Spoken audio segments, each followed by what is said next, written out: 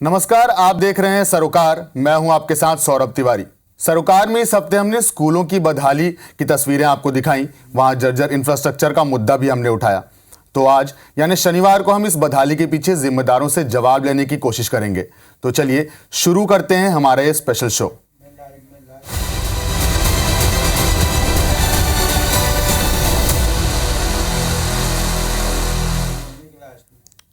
सबसे पहले आपको दिखाते हैं उन जगहों की तस्वीरें जहां सरोकार में हम इस हफ्ते पहुंचे। हम मध्य प्रदेश के जबलपुर, ग्वालियर, भोपाल, इंदौर इन शहरों में हम पहुंचे। वहां स्कूलों की बदहाली की तस्वीरें आपको दिखाई। कहीं स्कूल की छत गिरी हुई थी तो कहीं बच्चे फर्श पर बैठकर पढ़ने को मजबूर थे। मध्य प्रदेश के महानगरों में स्कूलों की बदहाली की जो तस्वीरें सामने आई वो चिंताजनक हैं। तो अब चलते हैं इन शहरों में मौजूद हमारे रिपोर्टर्स के पास और हम जानने की कोशिश करेंगे कि एमपी के स्कूल आखिर बदहाल क्यों हैं। तो आप स्क्रीन पर देख सकते हैं भोपाल, इंदौर, ग्वालियर और जबलपुर की इस तस्वीरें। आप देख सकते हैं कि कैसे यहां पर सरकारी स्कूल जो हैं वो बदहाल व्यवस्था में हैं। कहीं स्कूलों की जो बिल्डिंग है, दीवारें हैं वो जर्जर हैं, तो कहीं छत से पानी भी टपक रहा है। कई जगह तो यहाँ पर टॉयलेट की व्यवस्था ऐसी है कि बच्चे अगर यहाँ पर जाएंगे तो बीमार पड़ जाएंगे। सरकारी स्कूलों की ये स्थिति ऐसी है कि अब पेरेंट्स अपने बच्चों को इन स्कूलों में भेजने से पहले सोच रहे हैं।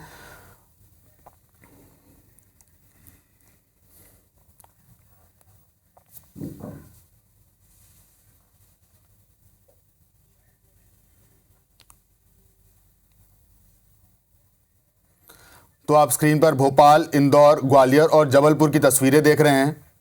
मध्य प्रदेश के सरकारी स्कूलों की ये तस्वीरें हैं।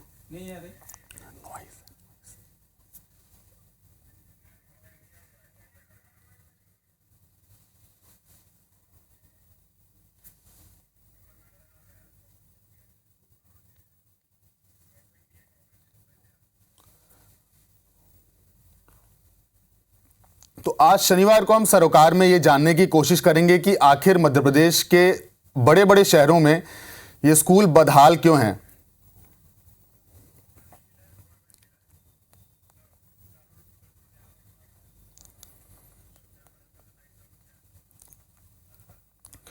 हम इन शहरों में मौजूद हमारे संवाददाताओं से बात करेंगे और जानेंगे कि क्यों ये स्कूल बदहाल हैं और इनके पीछे जो जिम्मेदार हैं वो आखिर क्या कर रहे हैं।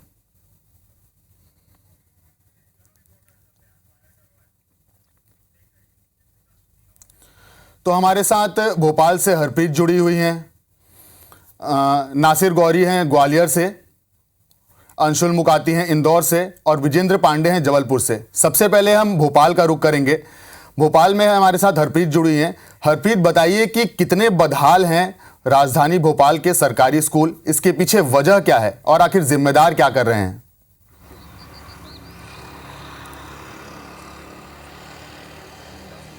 देखिए, राजधानी भोपाल और इसके साथ ही आसपास के अगर इलाकों की बात की जाए तो सरकारी स्कूलों की यहाँ पर हालात अगर कहा जाए तो गिने चुने ऐसे स्कूल हैं जो चाहे सीएम राइज हो या फिर एक्सीलेंस स्कूल हो, इनकी हालत बहुत बेहतर है। हर साल यहाँ के बच्चे मेरिट लिस्ट में अपनी जगह बनाते हैं, लेकिन बाकी अगर स्थानों के स्कूलों की बात की जाए तो यहाँ पे जो हालात हैं वो बेहद चौंकाने वाले हैं। सबसे बड़ी बात है कि शिक्षा के लिए इन स्कूलों में जब बच्चे पहुँचते हैं तो मूलभूत सुविधाएं इन स्कूलों में नहीं हैं। इन सुविधाओं के नाम पर शौचालय नहीं है, इन सुविधाओं के नाम पर पीने का साफ पानी नहीं है, खेलने का मैदान नहीं है, बैठने के लिए क्लासेस अच्छी नहीं है, लाइट की भी व्यवस्था नहीं है। यानी कुल मिलाकर कुछ भी यहाँ पर ऐसा नहीं है जो सुविधाओं के नाम पर सरकार छात्रों को देने की बात करती है। हर साल करोड़ों का बजट आवंटित होता है, लेकिन वो बजट ज़्यादातर सिर्फ कागज़ों में रह जाता है।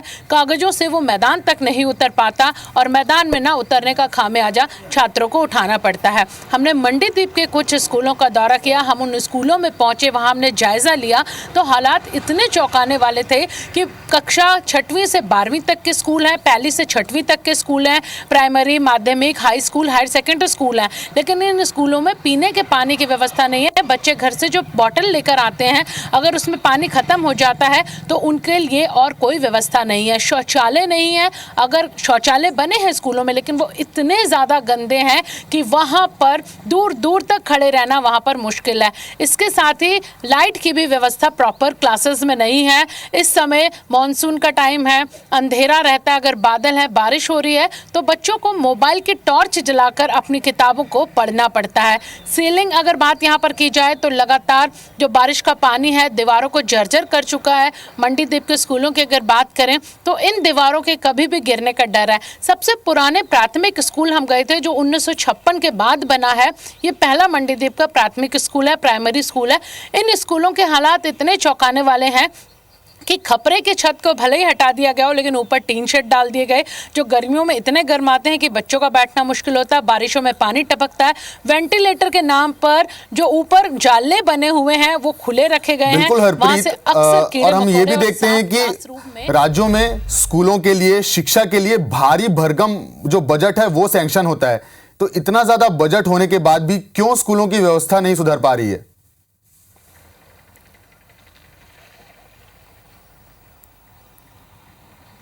बिल्कुल सही कहा आपने कि भारी भरकम बजट, जैसा कि हमने कहा करोड़ों का जो बजट है वो आवंटित होता है इन स्कूलों के लिए, लेकिन कागजों से मैदानों में आने में, मैदानी स्तर पर आने में कहीं ना कहीं चूक हो जाती है और उसी का नतीजा है इन स्कूलों की हाल जो है वो बेहाल है। मध्याह्न भोजन के नाम पर बच्चे ज़रूर स्कूल में पहुंच जाते हैं लेकिन पढ़ाई के नाम पर उन्हें वहाँ बहुत कुछ बेहतर नहीं मिल पाता। अब चूक हमेशा होती है, सरकार हमेशा सदन में जवाब देती है, सवाल हमेशा उठते हैं, सरकार कहती है सब कुछ बहुत अच्छा है, लेकिन IBC 24 की टीम जब इन स्कूलों में पहुंची और जो तस्वीरें दिखाई तो सब कुछ अच्छा है, वहां पर नजर आया कि कुछ भी अच्छा नहीं है। आवंटन यहाँ पे किया जाता है, फंड एक यहाँ पे रखा जाता है स्कूल खेल मैदान के नाम पर, जबकि स्कूल में खेल मैदान होता ही नहीं है। जिन स्कूलों में हमने जायज़ा लिया, पीने का पानी जो सबसे बड़ी ज़रूरत है वो उसके लिए नल तक नहीं लगे, शौचालय साफ करने के लिए कर्मचारी तक नहीं रखे गए हैं, सफाई कर्मी तक नहीं है, तो हालात समझे जा सकते हैं। सरकार को इस और देखना होगा क्योंकि सरकार दावा करती है, हर बार सरकार ये कहती है, मंत्री हर बार ये कहते हैं कि बड़ा फंड है, स्कूलों में सुधार का काम चल रहा है हर बार, लेकिन वो सुधार आज तक नजर नहीं आता। जैसा कि हमने कहा CM राइज स्कूल हो या एक्सीलेंस स्कूल हो, मॉडल स्कूल हो, इनमें ज़रूर जो शहर के बीचों बीच है काम हुआ है, लेकिन ग्रामीण इलाकों में और राजधानी भोपाल से महज 30 किलोमीटर दूर के अगर जो मंडीदीप के स्कूल है वहां पर जाकर देखा जाए तो तस्वीर बिल्कुल विकास की यहाँ पर उल्टी है। छात्र छात्राएं इतने खराब है उन स्कूलों की कि छोटे छोटे बिल्कुल बिल्कुल हरप्रीत, आप हमारे साथ बने रहेंगी। अब हम रुक करते हैं इंदौर शहर का, जहां पर हमारे संवाददाता अंशुल मुकाती जुड़े हुए हैं। अंशुल, बताएंगे क्यों जर्जर हैं इंदौर के सरकारी स्कूल? इंदौर वह स्वच्छता में तो नंबर 1 है, शिक्षा में क्यों नहीं आ पा रहा है?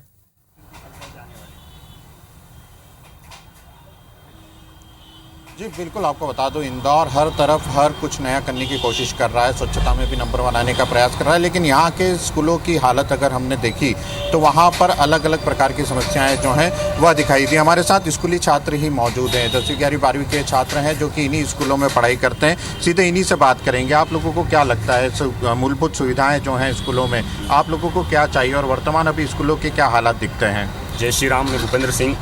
स्कूलों में सबसे पहले एक स्कूल शिक्षा का क्षेत्र है जहाँ माँ सरस्वती निवास करती है, तो देखा जाए तो जो बच्चे हैं, जो शिक्षा जिन्हें चाहिए, जो शिक्षा वह रक्षा के जो हमारे भविष्य का निर्माण करती है, जो कि जैसे स्कूलों में देखा जाए तो बहुत से हैं, जैसे स्कूलों में सही खाना व्यवस्था हो गई, प्रबंधन व्यवस्था हो गई, जो टीचर स्कूलों में पढ़ाने की जगह बैठे हुए हैं, बहुत से कल्चर हैं जो भविष्य में जैसे बच्चे हैं जो पढ़ने के लिए जा रहे हैं। स्कूल भवनों की अगर बात करें, स्कूल के भवन किस प्रकार के दिखाई देते हैं? स्कूल के भवन की जो व्यवस्थाएं हैं अभी तो फिलहाल में अभी ठीक हैं, लेकिन बहुत से स्कूल हैं जो व्यवस्थित तरीके से जहाँ उनको शिक्षा प्राप्त नहीं हो पा रही। जैसे कई स्कूल हैं जहाँ पर पानी चू रहा है, अव्यवस्थाएं हैं, यहाँ पर बच्चे सही से पढ़ नहीं पा रहे, लिख नहीं पा रहे हैं। आप भी स्कूल में पढ़ते होंगे, किस तरह की व्यवस्थाएं दिखती हैं? क्या बिल्डिंग, इंफ्रास्ट्रक्चर और बाकी चीज़ों में किस प्रकार की चीज़ें दिखती हैं? इंफ्रास्ट्रक्चर में बदलाव होना चाहिए। बहुत सारी चीज़ें, स्कूलों में पानी भरा रहा है, अभी अपन देख रहे हैं बरसात है तो उस समय स्कूलों में बहुत सारी स्टूडेंटों को बहुत सी समस्याओं का सामना करना पड़ रहा है अभी फिलहाल में, यही है। आपको क्या लगता है स्कूलों में अगर आप जब देखते होंगे तो आपको किस प्रकार के स्कूल एक केवल स्कूल ही नहीं, माँ सरस्वती का मंदिर है और हम देख रहे हैं कि मंदिर में इतनी गंदगी हो रही है, स्कूलों में गंदगी है, आए दिन टीचर स्टाफ भी बैठा होता है, बच्चे कचरा कर रहे हैं वहीं पर। मीट डे वाले दिन जो भी होता है, भोजन जो होता है, भोजन को भी वो ऐसे ही कहीं पर फेंक देते हैं। स्कूल के इंफ्रास्ट्रक्चर पर क्या दिखता है? स्कूल के भवन हैं या स्कूल में सुविधाएं जो हैं? देखो, जो स्कूलों की सुविधाएं अभी जब इंदौर में जैसे स्थिति अभी हाल उसकी चल रही है स्वच्छ भारत अभियान की, तो अभी तो फिर भी स्थिति ठीक है, बट व्यवस्थाएं अगर देखी जाए तो मैनेजमेंट में थोड़ी सी दिक्कत तो है कि बच्चे कचरा फेंक देते हैं। दूसरा ये कि जो वॉशरूम टॉयलेट वगैरह की जो गेट होते हैं वो तोड़ ताड़ देते हैं, थोड़ा सा व्यवस्था उसकी सुधारी जाए। तो देखिए हमारे साथ ये स्टूडेंट्स हैं, ये लगातार कह रहे हैं कि स्कूलों के भवनों की हालत, और बारिश की यदि बात की जाए तो इंदौर के स्कूलों की हालत की इस कदर ख़राब होती कि कई बार वहाँ पर पानी टपकता हुआ दिखाई देता है, खेल के मैदान जो है उसमें पानी भरा जाता है और दीवारें इतनी पुरानी हैं कि उन्हें बदलने की सबसे ज़्यादा ज़रूरत है। जब हमारी टीम भी इन स्कूलों में पहुँची थी तो सबसे ज़्यादा समस्याएँ जो हैं इन्हीं स्कूलों में दिखाई दी थी। हालाँकि हर बार एक बड़ा बजट जो है नगर निगम का इन स्कूलों के इंफ्रास्ट्रक्चर पर खर्च होने के लिए पास होता है, लेकिन फिर भी शहर के कई स्कूल ऐसे हैं जहाँ पर कि एक मजबूत बिल्डिंग की, एक मजबूत जो सुविधा की वहाँ पर ज़रूरत जो है वो वहाँ पर दिखाई पड़ती है। और यही बात जो है इन बच्चों के द्वारा भी कही जा रही है कि जो मूलभूत सुविधाएं हैं स्कूलों की वो होना ज़रूरी है, क्योंकि जिस तरह से देश में स्वच्छता में इंदौर नंबर 1 है, उसी तरह से स्कूलों में भी बिल्कुल अंशुल, आपके साथ स्कूली छात्र थे जिन्होंने अपनी परेशानी बताई और ये भी बताया कि वो क्या मांग करते हैं। अब हम रुख करते हैं जबलपुर का, जहां विजेंद्र हमारे साथ जुड़े हुए हैं। विजेंद्र, क्यों जबलपुर के जो सरकारी स्कूल हैं वो इतने खस्ता हाल हैं और वहां जिम्मेदार क्या कर रहे हैं और कैसे ये व्यवस्था ठीक होगी?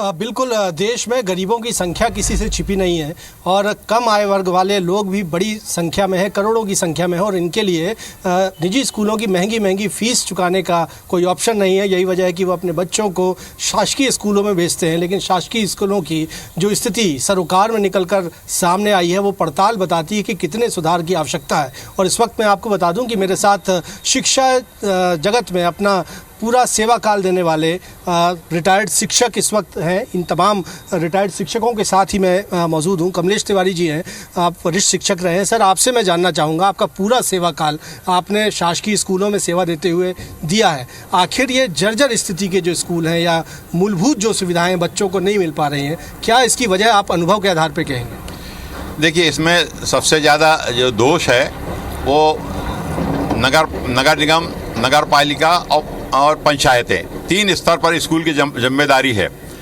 और नगर निगम और नगर पालिका के पास में तो जो हम लोग टैक्स देते हैं, पब्लिक देते हैं, उसमें भी शिक्षा मद की राशि ली जाती है, इनकम टैक्स में शिक्षा मद की राशि ली जाती है।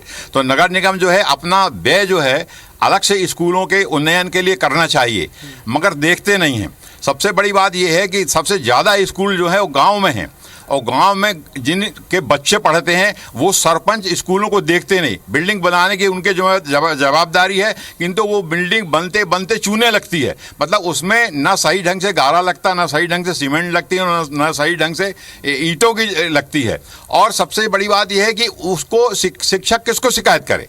जो जांच करने जाता है उसके पास कोई इंफ्रास्ट्रक्चर नहीं है कि वो शिकायत करे कि स्कूल की बिल्डिंग क्या है, उसके लिए कोई स्थान नहीं है।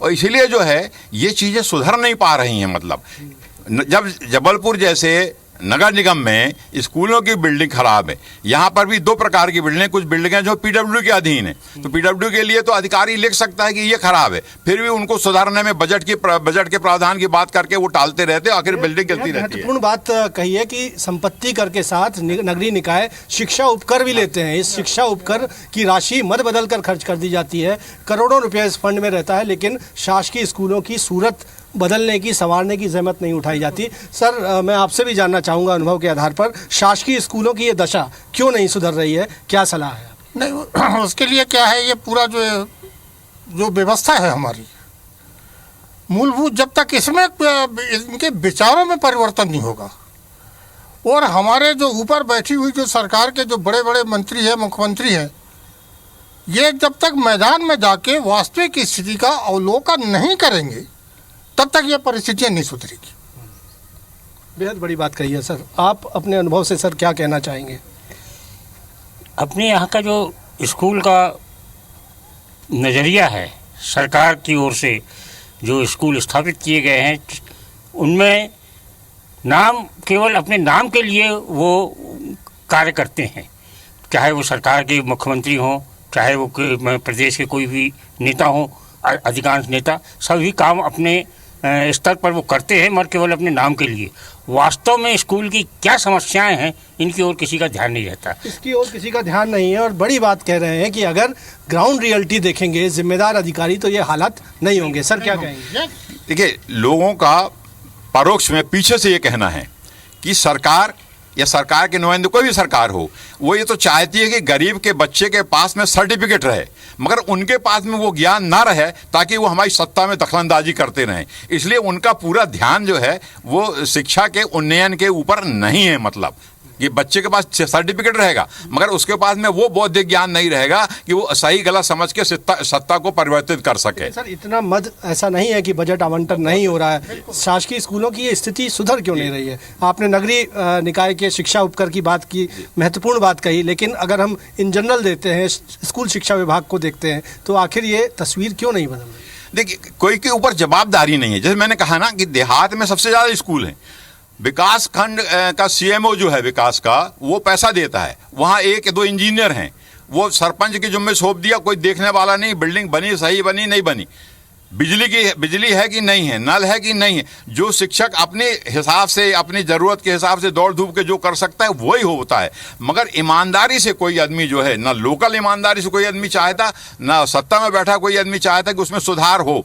नगर निगम, नगर पालिका वाले चाहें तो वो जो शिक्षा उपकर की राशि है उसी से बहुत बड़ा सुधार हो सकता है, मगर वो उस पैसा का भी खर्चा नहीं करते हैं जब तक आदमी में शासकीय स्कूलों को अच्छा करने की बात नहीं आई। एक बात बीच में उठती है, बार बार उठती है और मैंने खुद उठाई है कि जितने गवर्नमेंट सर्वेंट हैं, चाहे कलेक्टर हो, चाहे डिप्टी कलेक्टर हो, चाहे नायब तहसीलदार हो और नेता हो, उनके सबके बच्चे यदि सरकारी स्कूल में पढ़ने लगे तो शासकीय स्कूलों की दफ्तर। बहुत बड़ी बात, महत्वपूर्ण बात कही है कि अगर शासकीय अधिकारियों, नेताओं के बच्चे भी शासकीय स्कूल में पढ़ने लगे तो शायद तब जाकर वो ग्राउंड रियलिटी देखेंगे और शायद इस आधारभूत संरचना में कुछ बदलाव होगा। तो महत्वपूर्ण बात और सुझाव सरोकार के इस मंच से शिक्षा विभाग से रिटायर्ड तमाम शिक्षक भी कह रहे हैं। जी बिल्कुल विजयन, अब हम रुक करते हैं ग्वालियर शहर का। ग्वालियर में नासिर गौरी हमारे साथ जुड़े हुए हैं। नासिर, ग्वालियर में क्या हाल है इन सरकारी स्कूलों का, ये तो हमने इस हफ्ते दिखाया, लेकिन ये हाल क्यों है, ये कैसे सुधरेगा और कौन इसके लिए जिम्मेदार है, ये जरा हम आपसे जानना चाहेंगे।